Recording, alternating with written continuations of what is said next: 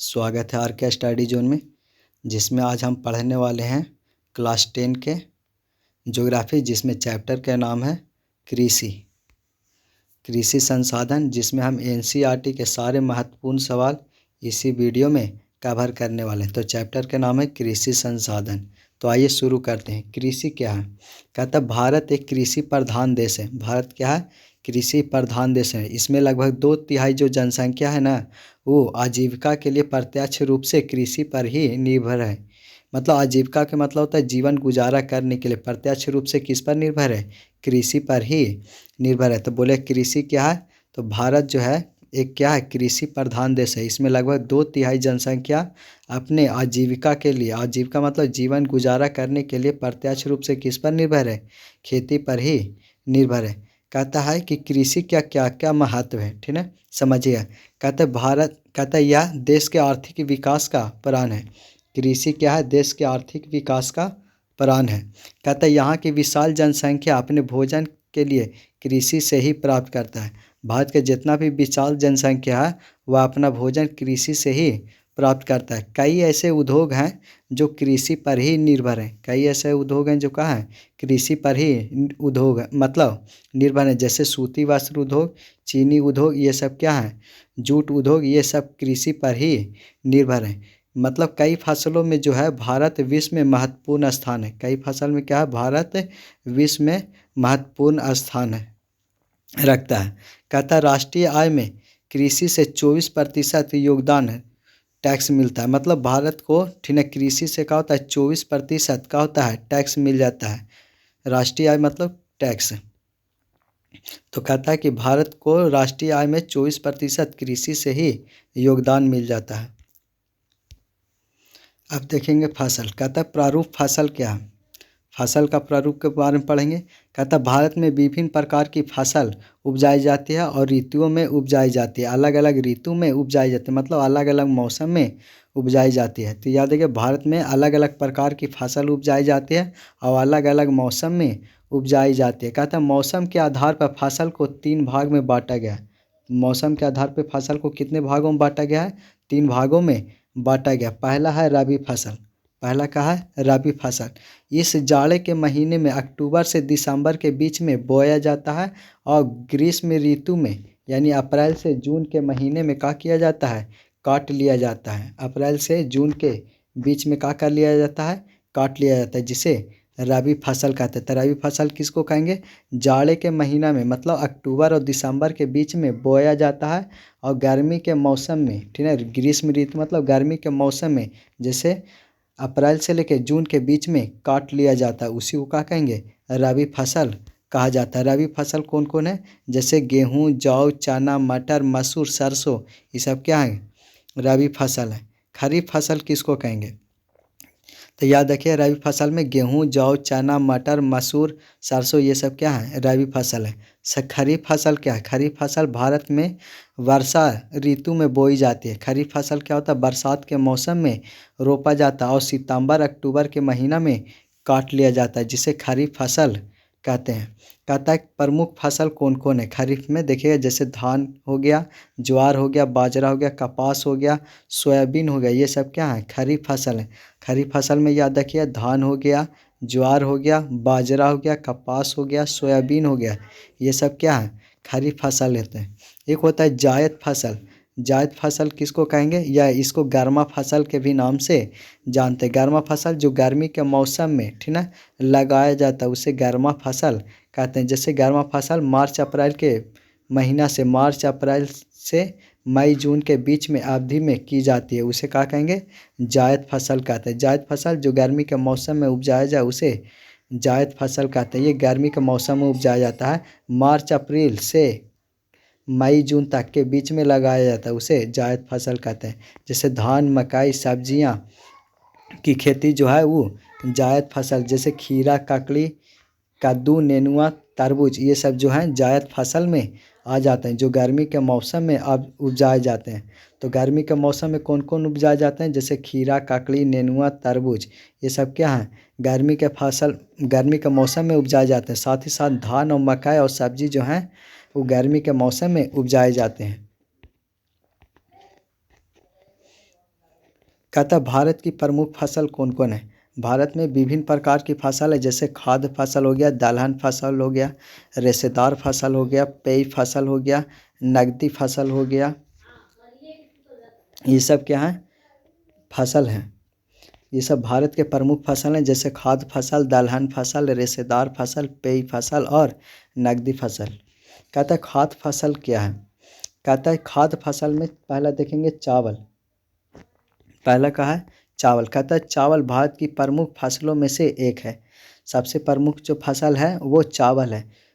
कहता है चीन के बाद भारत चावल उत्पादन विश्व में दूसरा स्थान आता है। सबसे विश्व में चावल उत्पादन प्रथम स्थान चीन है और दूसरा नंबर पे भारत है।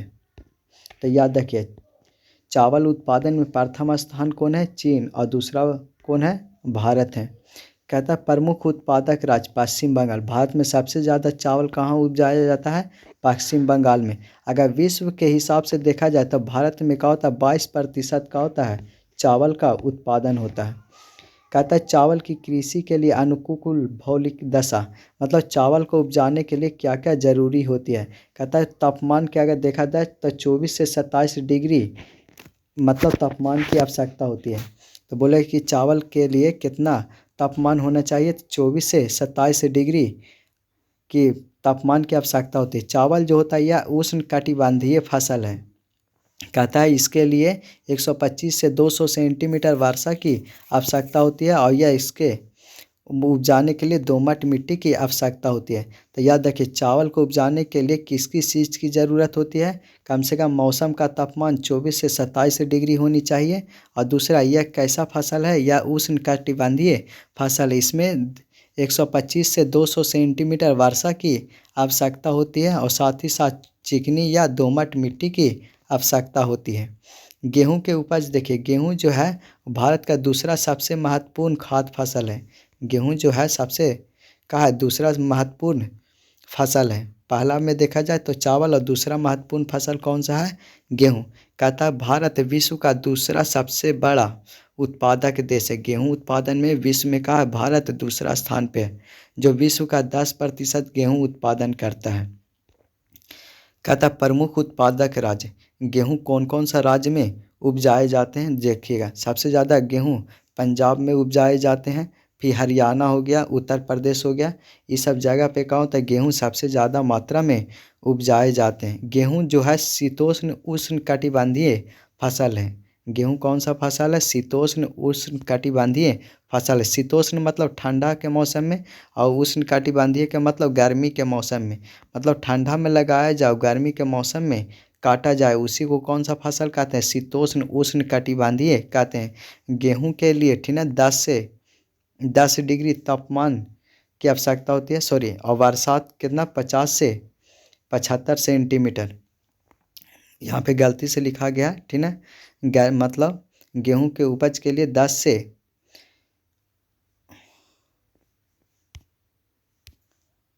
यहाँ पे सुधार लीजिएगा ठीक है। गेहूं के तापमान कितना होता है, 10 से 20 डिग्री सेल्सियस। 10 से 20 डिग्री सेल्सियस की आवश्यकता होती है गेहूं के उपज के लिए तापमान। और वर्षा की ज़रूरत कितनी होती है, 50 से 60 सेंटीमीटर। 50 से 60 सेंटीमीटर का होती है वर्षा की आवश्यकता होती है, 70 तक भी चलेगा ठीक है। तो याद रखिएगा कि गेहूं के उपज के लिए 10 से 20 डिग्री सेल्सियस तापमान की आवश्यकता होती है और वर्षा की देखा जाए तो 50 से 75 सेंटीमीटर वर्षा की आवश्यकता होती है। कहता मक्का क्या है ठीक है। कहता यह भी एक महत्वपूर्ण खाद्य फसल है ठीक है। मकई जो है, मक्का को मकई बोलते हैं, यह भी एक क्या है, महत्वपूर्ण खाद्य फसल है। कहता इसका उपयोग मनुष्य में भोजन एवं पशु के चारा के रूप में किया जाता है। मक्का का उपयोग क्या होता है, भोजन के रूप में और पशुओं के चारा के रूप में उपयोग किया जाता है। मकई जो है यानी मक्का 50 से 70 सेंटीमीटर से लेकर 100 सेंटीमीटर वर्षा वाले क्षेत्र में उगाया जाता है। तो मकई सबसे ज़्यादा कहाँ, मतलब 50 से 70 सेंटीमीटर या 100 सेंटीमीटर भी वर्षा रहेगी तो चलेगा। तो मकई के उपज के लिए कितना वर्षा होने की ज़रूरत है, 50 से लेके 100 सेंटीमीटर वर्षा होने की ज़रूरत होती है। कहता है मक्का को ठीक है 21 से 27 डिग्री तापमान की आवश्यकता होती है। मक्का को कितना तापमान की ज़रूरत होती है, 21 से लेकर 27 डिग्री सेल्सियस तक। कहता कम वर्षा वाले क्षेत्र में सिंचाई के मदद से भी उगाया जा सकता है। मकई जो है ये मतलब सिंचाई क्षेत्र वाला में मतलब कम वर्षा वाला क्षेत्र में सिंचाई के सुविधा से भी क्या होता है, मकई उपजा सकते हैं। तो याद रखिए मकई के उपज के लिए कितना वर्षा की ज़रूरत होती है, 50 से 100 सेंटीमीटर। अगर जहाँ पे वर्षा कम होती है वहाँ सिंचाई के मदद से फसल उपजा सकते हैं। साथ ही साथ मकई को उपज के लिए 21 से लेकर 27 डिग्री तापमान की ज़रूरत होती है। कहता है ज्वार क्या है, कहता है इसकी खेती उन क्षेत्र में होती है जहाँ चावल और गेहूँ की खेती नहीं किया जा सकता है। ज्वार की खेती वहाँ पे किया जाता है जहाँ चावल और गेहूँ नहीं उबजता है, वहाँ पे ज्वार की खेती आसानी से कर सकते हैं। कहता है यह वर्षा पर निर्भर फसल है, ठीक है। ये जो फसल है सिर्फ और सिर्फ वर्षा पर ही निर्भर है। कहता है इसके सबसे बड़ा उत्पादक राज्य महाराष्ट्र है। सबसे ज़्यादा ज्वार कहाँ होता है, ठीक ना, महाराष्ट्र में होता है। कहता है बाजरा क्या है, यह पशु का प्रमुख आहार है। पशुओं के लिए क्या है, सबसे प्रमुख आहार है बाजरा। कहता है बलुआ और उथीली काली मिट्टी पर अधिकांश उगाया जाता है। बाजरा जो है पशुओं का प्रमुख भोजन है। ये कहाँ उपजाया जाता है, बालू जहाँ पे बलुआ मिट्टी होती है या काली मिट्टी होती है वहाँ पे बाजरा सबसे ज़्यादा मात्रा में उपजा सकते हैं। कहता है सबसे बड़ा उत्पादक राज्य गुजरात है। सबसे ज़्यादा बाजरा कहाँ उपजाया जाता है, गुजरात में। कहता है इसके अलावे राजस्थान, उत्तर प्रदेश और महाराष्ट्र में भी क्या होता है, बाजरा उपजाया जाता है। कहता है रागी जो है यह शुष्क प्रदेश की फसल है। रागी क्या है, एक शुष्क प्रदेश की फसल है। यह लाल, काली, बलुआ, दोमट और काली मिट्टी में अच्छी तरह से उपजाया जाता है। रागी जो है एक ऐसा फसल है, शुष्क प्रदेश वाला फसल है। कहाँ कहाँ है उपजाया जा सकता है, लाल मिट्टी में, काली मिट्टी में, दोमट मिट्टी में और काली मिट्टी में आसानी से उपजा सकते हैं। सबसे ज़्यादा जो रागी उपजाया जाता है वो कर्नाटक में उपजाया जाता है। तो सबसे बड़ा उत्पादक राज्य क्या है रागी का, कर्नाटक है। कहता है दलहन फसल क्या है, कहता है दलहन फसल का मानवीय जीवन में महत्वपूर्ण स्थान है। कहता है इन फसलों में मानव शरीर का प्रोटीन, महत्वपूर्ण विटामिन की प्राप्ति होती है। दाल जो है इंसान के लिए सबसे महत्वपूर्ण भोजन है। कहता है मानवीय जीवन में महत्वपूर्ण स्थान है दाल का।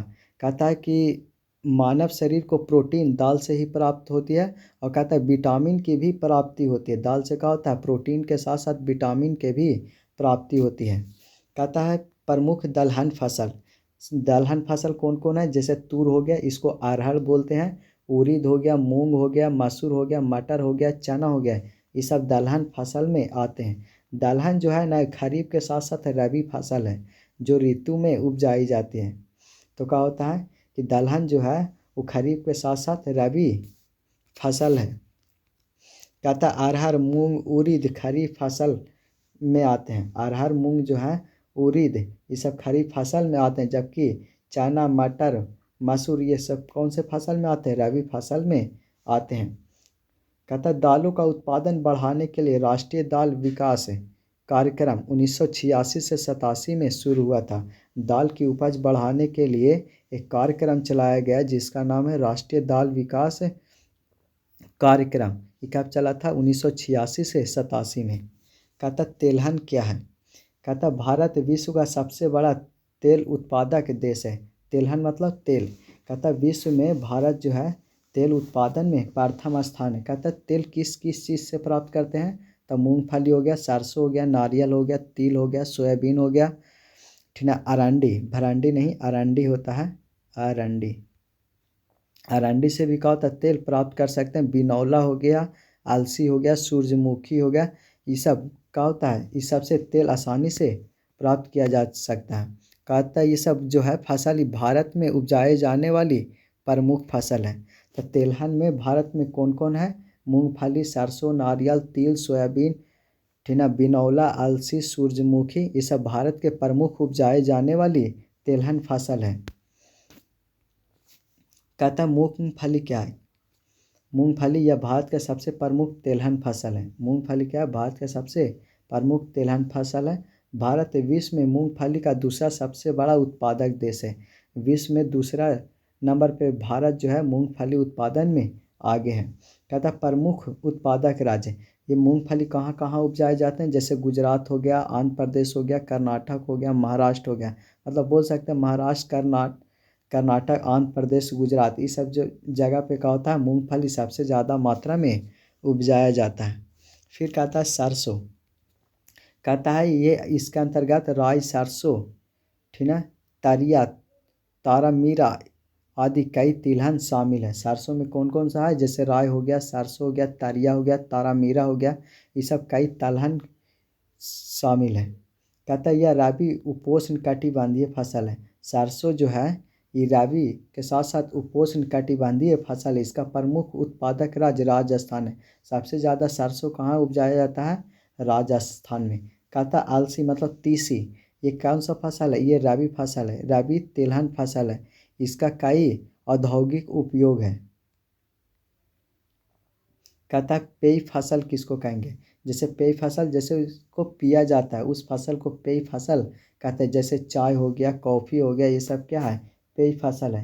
पेय फसल हमेशा सदाबहार झाड़ी में पाए जाते हैं, जिसको पत्ती को सुखा कर किया जाता है, चाय बनाया जाता है। तो याद रखिए चाय जो है इस सदाबहार झाड़ियों में उगाया जाता है, इसको पत्ती को सुखा कर किया जाता है, चाय बनाया जाता है।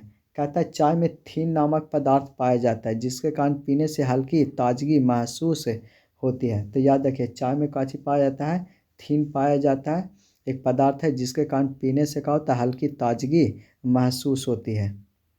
कहता है भारत जो है एक महत्वपूर्ण पेय फसल है, भारत का एक महत्वपूर्ण पेय फसल है। चाय जो है सबसे ज़्यादा भारत में उपजाया जाता है। ये कौन सा फसल है, भारत के लिए सबसे प्रमुख फसल है चाय। कहता है चाय के उत्पादन में भारत विश्व का दूसरा और खपत में विश्व का सबसे बड़ा देश है। कहता है विश्व में देखा जाए तो खपत में सबसे बड़ा भारत है और उपजाने में देखा जाए तो भारत जो है दूसरा नंबर पे आता है। तो चाय उत्पादन में भारत का है दूसरा और खपत में कहा पहला नंबर पे आता है।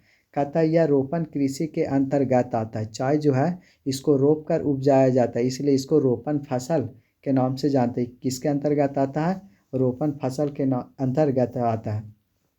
कहता है असम के ब्रह्मपुत्र, सुरमा घाटी, पश्चिम बंगाल, दार्जिलिंग, जलाईगुड़ी हो गया, पहाड़ी, नीलगिरी की पहाड़ी, ये सब जगह पे क्या होता है सबसे ज़्यादा मात्रा में चाय उपजाया जाता है। तो चाय कहाँ कहाँ उपजाया जाता है, जैसे असम के ब्रह्मपुत्र हो गया, सुरमा घाटी हो गया, पश्चिम बंगाल हो गया, दार्जिलिंग हो गया, जलपाईगुड़ी हो गया, नीलगिरी की पहाड़ी हो गया, ये सब जगह पे सबसे ज़्यादा मात्रा में चाय उपजाए जाते हैं। कहता है कॉफ़ी क्या है, कहता है चाय की तरह यह भी एक क्या है, पेय पदार्थ है जो एक प्रकार की झाड़ी पर लगे हुए फलों के बीज के द्वारा प्राप्त किया जाता है। ठीक है, कॉफ़ी जो है ये चाय की तरह है जो पौधे के झाड़ी पर लगे होते हैं, उसके बीज से ये प्राप्त किया जाता है। कॉफ़ी तीन प्रमुख किस्म हैं, कॉफ़ी के तीन गो सबसे प्रमुख किस्म है। पहला है अराबिका, पहला किस्म देखिए कॉफ़ी के तीन प्रमुख किस्म है। पहला अराबिका हो गया, लिबेरिका हो गया और तीसरा हो गया रोबास्ता। कहता है भारत में उत्तम किस्म की अरेबिका कॉफ़ी उपजाई जाती है। भारत में कौन सा कॉफ़ी उपजाया जाता है, अरेबिका कॉफ़ी उपजाया जाता है। यह भारत में आरंभ में यमन से लाया गया था। ये अरेबिका जो कॉफ़ी है ये सबसे पहले यमन देश से लाया गया था और बाबा बुदन की पहाड़ी पर लगाया गया था। कहता है लिबेरिका है और तीसरा कौन है, रोबास्ता है। ये सब क्या है, कॉफ़ी के प्रकार हैं। कर्नाटक भारत का प्रमुख कॉफ़ी उत्पादक राज्य है। बोले भारत का कौन सा ऐसा राज्य है जो कॉफ़ी उत्पादन में सबसे आगे है, तो वो कौन सा राज्य है, कर्नाटक है। एक होता है रेशेदार फसल, रेशेदार फसल किसको कहेंगे, जिससे कपास, जूट, पटसन, प्राकृतिक रेशम ये सब प्राप्त किया जाए उसे रेशेदार फसल कहते हैं। भारत के चार प्रमुख रेशेदार फसल हैं, जैसे कपास हो गया, जूट हो गया, प्राकृतिक रेशम हो गया। कहता है कपास, भारत को कपास का मूल स्थान कहा जाता है। कपास में देखा जाए तो भारत को कपास का मूल स्थान कहा जाता है। सूती वस्त्र उद्योग के लिए यह कच्चा माल प्राप्त किया जाता है।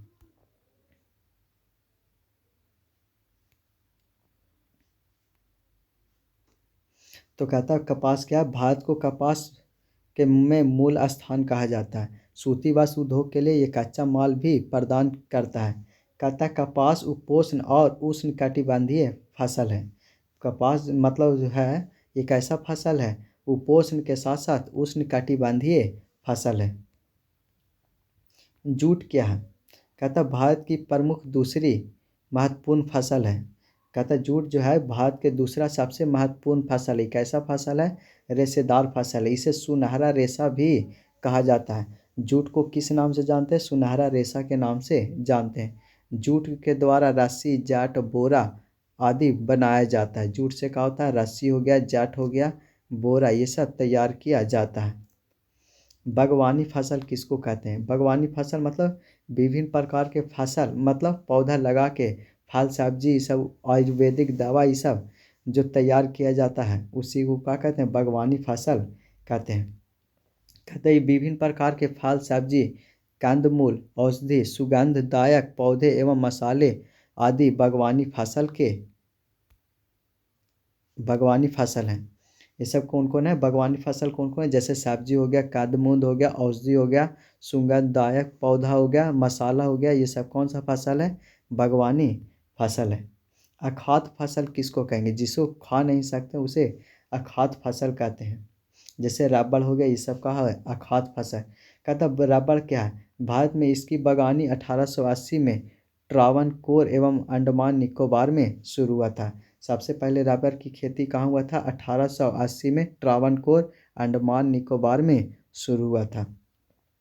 कहता है इसके प्रमुख उत्पादक राज्य रबड़ कहाँ कहाँ उपजाए जाते हैं? जैसे केरल हो गया, तमिलनाडु हो गया, कर्नाटक हो गया, अंडमान निकोबार हो गया, मेघालय हो गया। इस सब जगह पे रबड़ सबसे ज़्यादा मात्रा में उपजाए जाते थे। याद रखिए रबड़ सबसे ज़्यादा कहाँ उपजाए जाते हैं? केरल, तमिलनाडु, कर्नाटक हो गया, अंडमान निकोबार हो गया और मेघालय।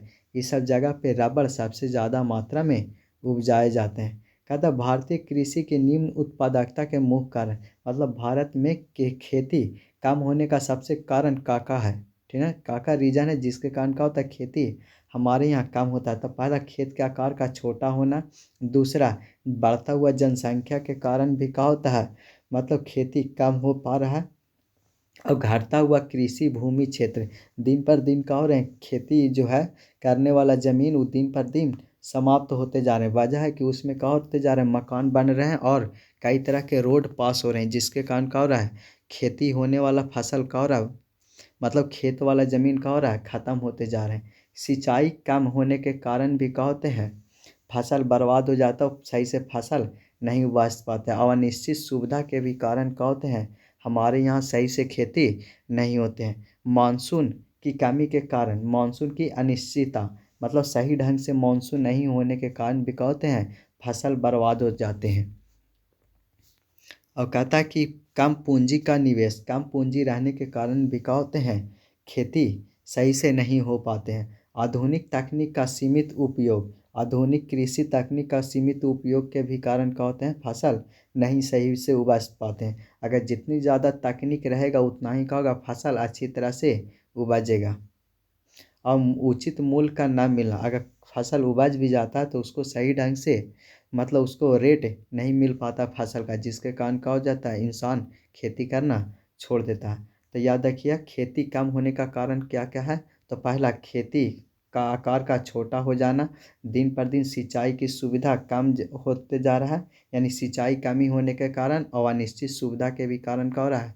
खेती कम उपज रहा है। बढ़ता हुआ जनसंख्या के भी कारण क्या हो रहा है? खेती कम उपज रहा।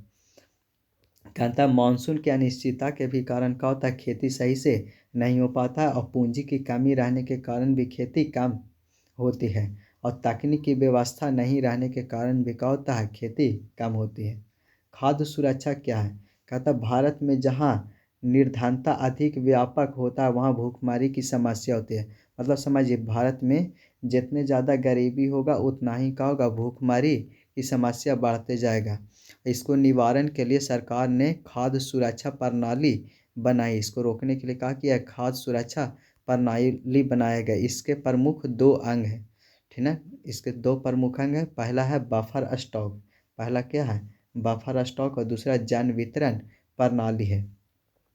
तो कहता है कि खाद्य सुरक्षा किसको कहेंगे? तो मतलब जिससे जैसे ठीक है मतलब गरीबी बढ़ते जा रहा है वैसे वैसे भूखमरी बढ़ते जा रहा है। इसको निवारण के लिए सरकार ने क्या किया? खाद्य सुरक्षा प्रणाली बनाई है जिसमें दो भाग आते हैं। पहला बफर स्टॉक और दूसरा जन वितरण प्रणाली। बफर स्टॉक किसको कहते हैं? मतलब किसान से कम मूल्य पर ठीक ना अनाज को खरीद कर ठीक ना गोदाम में जमा कर देता है, ताकि क्या हो, किसी तरह से अकाल या मतलब आपदा आने पे ये क्या किया जाए, अनाज को गरीबों में बांटा जाए। इसी को क्या कहते हैं? बफर स्टॉक है। मतलब बफर स्टॉक में सीधा सीधी याद रखिए कि जितना भी मतलब किसान का अनाज रहता है उसको कम दाम पे खरीद लिया जाता है और उसको सरकारी गोदाम में क्या कर दिया जाता है, जमा कर दिया जाता है, ताकि किसी भी तरह से आपदा आने पर ये क्या किया जाए, ये गोदाम मतलब अनाज को बाहर निकाल के गरीबों में बांटा जाए। इसी को बफर स्टॉक कहते हैं। तो जिस जगह पे सरकारी संस्था में अनाज को रखा जाता है उसी को बफर स्टॉक कहते हैं। दूसरा हो गया जन वितरण प्रणाली। इन लोगों में क्या किया जाता है, मतलब जो गरीब लोग होते हैं उसको क्या किया जाता है, कोटा के रूप में बांटा जाता है। एक होता है हरित क्रांति। पहले समझिए वर्धन काल। वर्धन काल किसको कहेंगे? मतलब फसल के बोने, बढ़ने और पकने के लिए जो उपयुक्त मौसम वाला काल होता है उसी को वर्धन काल कहते हैं। वर्धन काल किसको कहेंगे? जो फसल को बोया जाता है और बढ़ने और पकने के समय का जो मौसम होता है उसी को वर्धन काल कहते हैं। एक होता है हरित क्रांति। हरित क्रांति किसको कहेंगे? मतलब कृषि को बढ़ावा के लिए ठीक है नया खाद, नया बीज, नया उर्वरक का निर्माण किया गया ठीक है, जिसके कारण क्या हुआ, कुछ मतलब फसल में क्या हुआ, अनाज की वृद्धि, उपज में वृद्धि हुई। इसी को हरित क्रांति कहते हैं। हमारे देश में कृषि की क्रांतिकारी विकास, इसके प्रमुख नए बीज, खाद, उर्वरक की जलापूर्ति के व्यवस्था के रूप में अनाजों की उपज में अधिक वृद्धि हुई। हरित क्रांति किसको कहेंगे? सीधा सीधी याद रखिए, हमारे देश में कृषि को बढ़ावा देने के लिए नया खाद, नया बीज और नया उर्वरक का निर्माण किया गया, जिसके कारण क्या हुआ, अनाजों में उपज में वृद्धि हुई। जिसी को क्या कहते हैं? हरित क्रांति कहते हैं। रोपण फसल किसको कहेंगे? मतलब जो बड़े बड़े क्षेत्र में जो फसल को रोप कर उपजाया जाता है उसी को रोपण फसल कहते हैं।